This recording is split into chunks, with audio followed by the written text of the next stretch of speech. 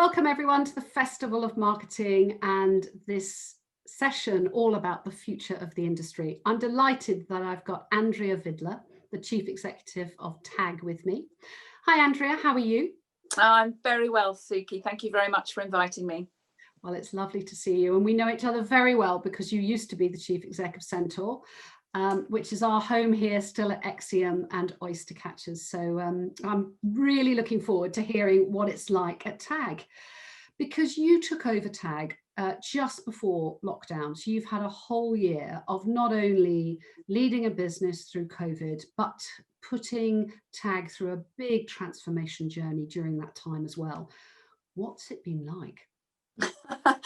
Yes, Suki, I must have done something wrong in a former life to have joined a new business and been immediately turned upside down thanks to COVID. What's it been like? Well, so I started in January, and I think what I was immediately impressed by was the talent in the business, but they were all working, everyone was working in silos. So actually everyone internally within TAG didn't know the skills and the expertise that were available in TAG, and there was absolutely no chance people externally would know. The period of acquisition ever since Steve Parish had owned the business hadn't consolidated. It had let all the businesses run independently. So what amazed me when I first started was there was so much more to TAG than I had realised. I had no idea of the global scale it had, to be honest, and I had no idea about the number and the areas of expertise, the real end-to-end marketing production capability that TAG had. And actually lots of people internally didn't know either. So that was the joy of joining. And I could immediately see how I could help make a difference through working and managing things differently. And then of course, lockdown came. And yes, it was a challenge initially, partly because I didn't know everyone. Yes. So I got a chance to meet some people, but not all. I hadn't had a chance to visit every office. I certainly hadn't had a chance to talk to every client. And that was not in the schedule. That was not in my 90-day plan. But what I will say is the silos that existed back in March when we all went into lockdown, I think we knocked down those walls quicker because of COVID. Yeah. We have virtual town halls now on a monthly basis. It started fortnightly, but on a monthly basis with India and with EMEA, where at any one time I can have up to 750 people on each call. And that means that everyone in Poland or Chennai or Paris or London or Normanton, everyone feels equal. There is no longer that feeling of it all happens in London and everybody else is an external satellite. And I think that really helped us to drive a one team, one TAG idea. And the other thing that really changed is, distance has sort of disappeared. Nobody really minds anymore where people sit and where they work. Yeah. And as COVID spread, as the pandemic came from the Far East across, we could see what things were working and what things weren't working. And as certain geographies went into lockdown, we moved work around the world so that we never dropped the ball for the client. And I guess whilst it wasn't planned and it was not what I had anticipated, the pressures and the agility and the way that we had to adapt and work as a new team together meant we learned a lot more about our strengths and our weaknesses very, very quickly. Every client, oh, sorry, yeah. All right, no, I'm just interested, what sort of skills as a leader have you really drawn on during this last sort of 6-7 months, but also, you know, as you go into the future, what are the biggest characteristics you think you've really had to, you know, draw on? Oh, resilience, I guess. I think you remember when somebody told me that resilience was my greatest quality, and I was really disappointed that it wasn't creativity or innovation. And I think resilience has been critical. I think the ability to know, I think strategy becomes incredibly important. Yeah. Because if the team knows the direction it is aiming to get to, and it knows what that looks like, then it's much easier to deal with tactical hurdles, because you can be agile, you can be flexible, knowing that that's not a new direction, it's just a way round and a way to get over a particular obstacle that's been put in your way. So I think resilience. I think I'm also very democratic. I don't like hierarchy myself. I didn't like hierarchy when I was younger. And I think the democracy that Teams and Zoom enable plays to my natural style. I am very open and transparent, as you know, and therefore I would never have been able to have held a town hall with 700 people in. And I would never have been able to hear ideas from everybody equally, questions from everybody equally, if we hadn't started those town halls in a virtual way. And yet it has enabled transparency, honesty, and a really democratic approach to leadership that I'm not sure I would have affected as quickly if it hadn't been for COVID. Yeah, I can see that. And we've seen that, haven't we? That so many businesses have really benefited from, you know, their leaders being able to see into the lives and the homes of the people who work for them, and vice versa, has been really helpful. So what about your clients? You know, you're going through a transformation, and we've got the kind of challenges of COVID. So let's look at the transformation bit first, because you have this, it's a kind of one tag positioning. What has that meant for your clients now and during this time?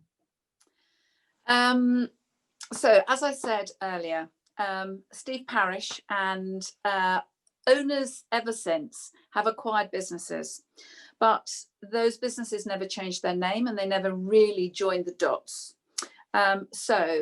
I think TAG is known very successfully as a brilliant post-production team and versioning and adaptation, but not many people knew about our CGI, our shoot management, our capability in packaging, our capability in shopper, and the retail strategy. And by creating a single team and reorganizing ourselves internally so that every client managing director knows where and what expertise they can draw on depending on the client's problem, that means we should be simpler to deal with internally and externally. So everybody knows what capabilities and expertise we have and what they can therefore draw on depending on the client's challenge and problem.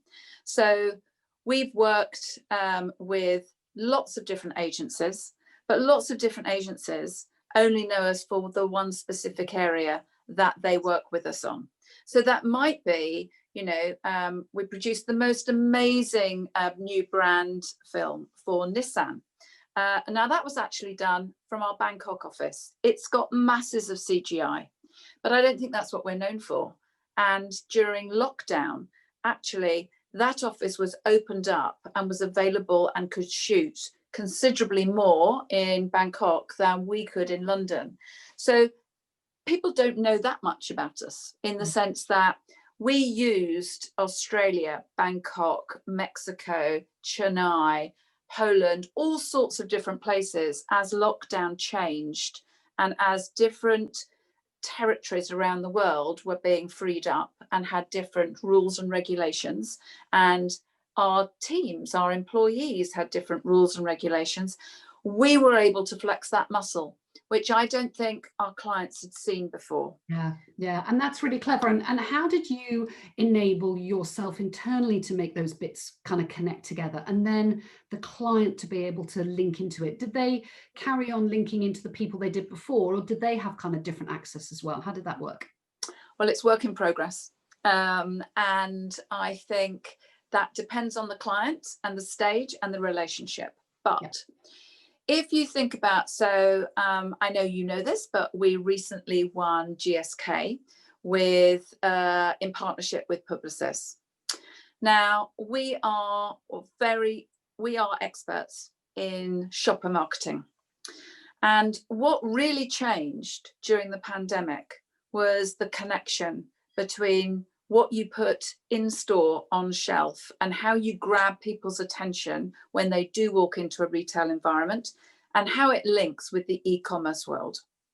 Because those two things matter more than ever before, and you need to link what we usually called above the line and below the line in a way that is as connected as it's ever been. Now, for clients, if we can connect the dots and really think about the consumer journey, so we're linking asset utilization, we're not wasting shoot material at any point, that drives effectiveness for them, and that drives asset utilization. Now, I think that is growing as a real need. You know, as the world has got more and more complex with multiple channels for every marketeer to deal with, actually what they can't afford to do is to create lots and lots of different replications of that for lots of different channels. So I think what's really exciting in the production space now, and it's true for TAG as it is for the whole production space, is the tech that is enabling marketers to really control their content utilization and effectiveness. And that's what's really exciting, because we're the glue in the middle that can help clients link data from media and data from sales with how you manage your production. And we advise all sorts of clients on the parameters going into a brief as much as we do when the brief and the creative idea is signed off and they just want amplification. And that creates immense diversity, and it creates opportunities for clients to work with us in different ways when actually their needs are changing now. I mean, I think that is going to be the mark of a successful business going forward, is how agile can you be, and how much are you prepared to work with other agencies that your client might be working with, and just put their needs first, put the client business needs first, and work around that, drop down the silos and the holding company rules and work together. I guess that's, I believe in collaboration, but I think that has become truer over the last 6 months than it has ever been before. But it's interesting, isn't it? And I absolutely agree with you. But traditionally, I think agencies, maybe not so much productions and agencies, because they've kind of come out of having to work in collaboration.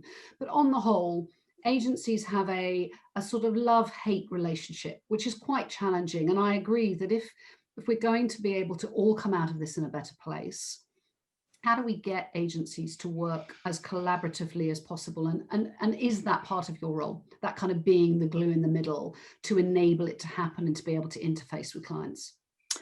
I think so. Showing my age, when I started in advertising back in the day, there were things such as full service agencies and media buying and planning and the brand planning, the strategic planning, and below the line could all be done under one roof. Now, when you've got people like Sir Martin Sorrell growing WPP at the rate it was, lots of agencies became niches, the specialists. But with loads of channels now, what you really need is to be able to join the dots. And clients have simple tech stacks. They want their tech and their marketing tech to fit in with all of their different agencies. And that's often difficult. But in production, and TAG is lucky in that it's independent, but in production, you need to be able to allow the client to work with any creative agency. You know, the people, the personalities, the style of creative agency is very much down to the challenge of the brand and the personality of that brand team. Yeah. So you need to give brands, I think, the flexibility to work with any creative agency. The people that come up with the idea, we're not in that space. We're about amplification of those ideas, and that means making them work harder. And that means we can link with media agencies that can't necessarily connect immediately and directly with a creative agency, but we can be that glue, a lovely middle bit of the Venn diagram. And certainly for GSK, we've had a very successful relationship with the AM partnership, with Johnny and Goldie and their team for many years. I think the last 6 months it's been especially successful, and we've had 2 more global wins that have not yet been announced. But I think that demonstrates where you can utilize production and really bring production as well as data to the very start of a creative brief. You get the best for your clients. Yeah. So, you know, as we kind of look forward, you've highlighted some of the challenges at the moment, some of the things that are working really well. Let's go forward into that sort of 21, 23. What are 21, 23? Well, you know, the problem is 21. If I just get it forward to 2021, people go, well, we just got to try and survive. Yeah. And a tiny bit of growth would be good. But, you know, in this session, we want to kind of go, okay, what are the big things? What's going to really drive recovery of the industry? What are the big factors that are going to make a difference, do you think, Andria? God, you know, the first thing I would say is I think looking that far ahead is slightly foolish. I mean, because Totally foolish, thank you. because I genuinely think things are changing for clients on a week by week basis. Where are retailers locking down? Where are hospitality rules changing? Globally, clients are having to deal with such unprecedented uncertainty. And many clients are having to really reconfigure their more traditional governance and meeting cadence and everything else. So the first thing I'd say is I'm looking all the time at the next 3 months and 6 months, but with a view on where we want to be. And as long as you keep that in mind, I think that's important. I think there are 3 things for me that will be critical. One is how quickly can you interpret the data that we are getting from your clients' customers? Because the way people are buying, the retail environment, the shopping habits will never go back to what they were before. It doesn't matter what client or what sector you're in. It doesn't matter what geography. The rules have been changed. And even if it's you used to buy locally because you couldn't get to a big supermarket, and now you consistently use more local stores rather than go to the big supermarkets, or whether you've converted to always having a delivery, or whether, you know, everything has changed. So for every client, understanding and getting the right insight as quickly as possible is vital. So understanding what visuals, what moving image on social content really connects and has the power to translate in every territory is vital. And you can have that immediately if you work in the right way. Now that, I think, is going to become more and more important for everybody, because the other thing is no marketeer wants to be criticized for wastage.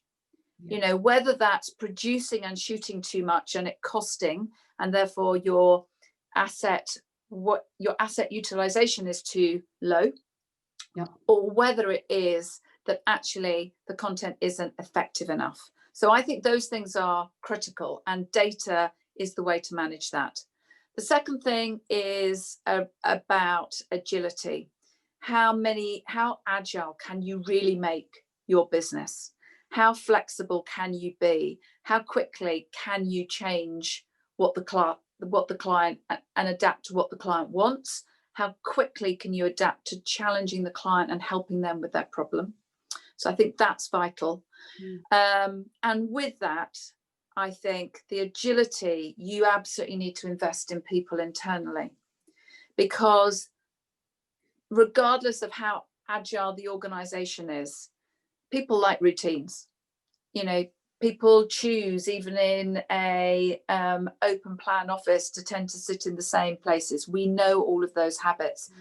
Investing in people, looking after them through this period, and building their resilience, I think, is really important. And the final thing, so if it's data and agility, I think the final thing is about collaboration. I think the problems are going to be different. The channels are going to be different. There'll be many more channels that we haven't thought about. So collaboration will be important, and ultimately the right message to the right person at the right time. The core principles of marketing won't change. I don't believe that will ever change. It's just how we deliver it and how we solve the problems. Yeah, absolutely. I mean, it's interesting. So I completely agree, data and agility. I'm interested in the data piece because, you know, of course, we're all saying data is one of the ways to concentrate on the customer, to get us out of where we are. The challenge is, though, isn't it? There's a kind of fire hose of data. You know, every client organization that we go into, I see, they've got so much data that they don't use in the right way. They have old legacy systems. They can't get it out. How do you help clients use data effectively and sort of sit there far enough up the food chain to be able to make a real difference to what they're doing in their marketing? Well, two different bits to that. One is you need a client that really believes that data can have an impact. And then you are sat far enough up the food chain to have an impact. Yeah. And secondly, I think it is about connecting the dots. So the GSK ecosystem model works with Publicis Media. It links with a tech platform that enables the creatives to understand what creative has connected fastest, quickest, best. And it therefore enables marketers to really understand what is working. So whether it's using a particular color, whether it's using a particular, a dog in a visual rather than a cup of tea in a visual, whatever it is, you tag it correctly, you can connect quite quickly to see the reactions. But that requires you to have a very joined up approach. And it requires people to work in ways that they haven't done before.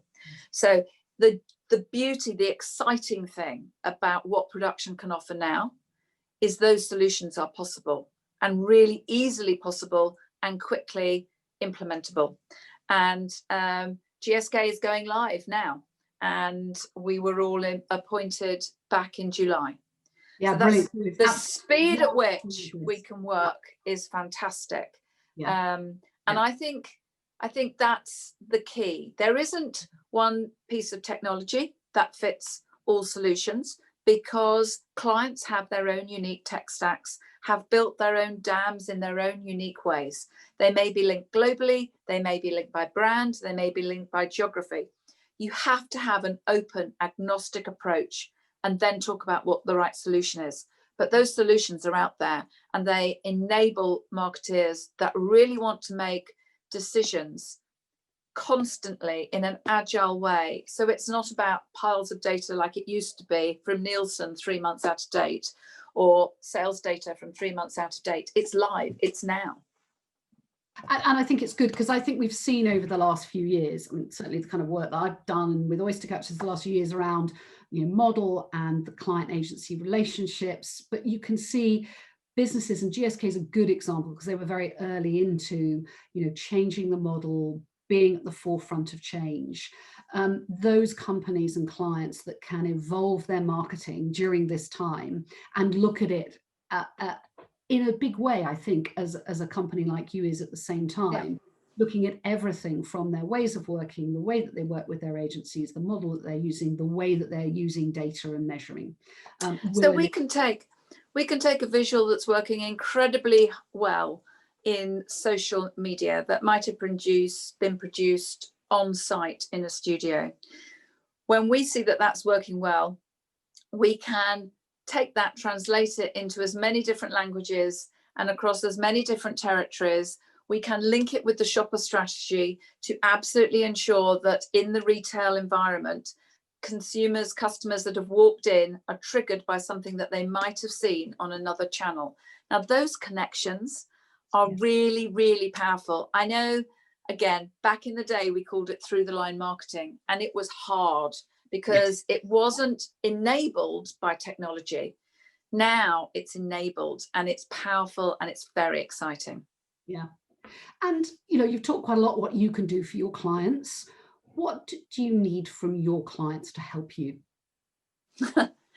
As I said earlier, I think it's an approach and an attitude to needing to put the customer absolutely at the heart of their marketing, and really, really wanting to make data critical to a business as usual, day in, day out. And I'm a great believer in honesty and transparency, open-mindedness. Some people always want to put production at the very end of the process. And if you do that, there are limitations on what can be done. I mean, we did do some work we did the sponsorship for Virgin Radio, the ITV sponsor bumpers, as soon as we went into lockdown. Now, we did that from all of the rushes that have been taken and not used because we could not shoot. At that time, they would have lost their airtime if we couldn't have got something out. And we did that through everything. Now, they needed to involve us right at the beginning to know whether that was possible or not. And it is that mindset change, I think. That's where clients will really benefit. Yeah. And then just finally, what are your hopes and fears for the kind of client agency production partnership in the future? One of the challenges we've had over a number of years is payment. We've seen the whole industry kind of contract during coronavirus. Some of it's good, some of it's obviously not good at all. So the financial piece is an impact, of course. But what are you looking forward to? But what have you also got to kind of, at the back of your mind or worry about? So I think I have a lot of hope. I am an optimist, but I have a lot of hope because Andria. because I believe productions come of age, and that's exciting. So that I have a lot of hope. I think my fear is around actually, what would my fear be? My fear is for clients that can't adapt quickly enough. Yes. And we've seen a number of businesses go under that we would never have anticipated 6 months ago. I think actually my fear is only about the talent in the business. There are sectors that are going through different amounts of change. If you're in the financial services world, actually your life is different, your challenges are different, but it's not the same as the travel sector or the hospitality sector. So everything has changed for everybody, and yet some people have had a lot more change. And I think, for people, if their organisation doesn't allow them to start being brave enough to think differently, that is what is challenging. As I said earlier, for those organisations before, that were nervous of not being able to hold the hand of the person that was doing the post-production or in the studio with them, actually they're going to struggle. But for a lot of people, actually we've enabled more cost effectiveness by using resources around the world. I guess sustainability is something I believe should not be forgotten. I think marketeers are at their peril. You can't ignore it now. It's gathered momentum. I think that there is a chance that tactical short-term solutions means that some marketeers could ignore the sustainability challenges that the consumers, the end consumer, really needs and really believes in. And therefore, what we really must do is keep that pressure on sustainability and enable clients to think through the problems so that there is less wastage, there is more effectiveness. And that for me is a fear, because nobody would want to see us move backwards again on sustainability. Yeah, no, absolutely. And a really well-made point, and something that I think so often clients, it's not the thing that drives them to using a production company, but it's absolutely one of the big things that comes out of using all their ways of working more effectively, but particularly in the creation of assets. Yeah. You said in an interview quite recently that you wanted to make Steve Parish proud of TAG. As you know, Steve's one of my lovely friends. What's the moment when we can have a drink with Steve, where we'll be drinking champagne and he won't because he doesn't drink, where he will go, Andrea, I am so proud of you, because what have you got in your head that is that moment? Well, actually, I think he'd say, well done already. 3 global wins is quite impressive during a pandemic. Yeah. But I think I would love him to feel confident about saying that over the next 6 to 9 months, because the changes will have been embedded. I will have had a chance, hopefully, to meet every client face to face. Who knows? But I think that client feedback is always really important. And I think that we have work to do to demonstrate what I've discussed today across the board. You know, there is work to be done there. But I think a few more big wins, working with agencies, clients talking about us with pride, glad that we're on their roster. All of that will help. But ultimately, we'll have a team that no longer moan about TAG internally and will be saying, you should never have left, Steve. Oh, okay, we'll do that. We'll do that with him, and we'll check it out. Thank you, Andrea. Lots of provocation for our session. So thank you very much. And we look forward to, you know, doing the workshop live next week. Thank you, Suki.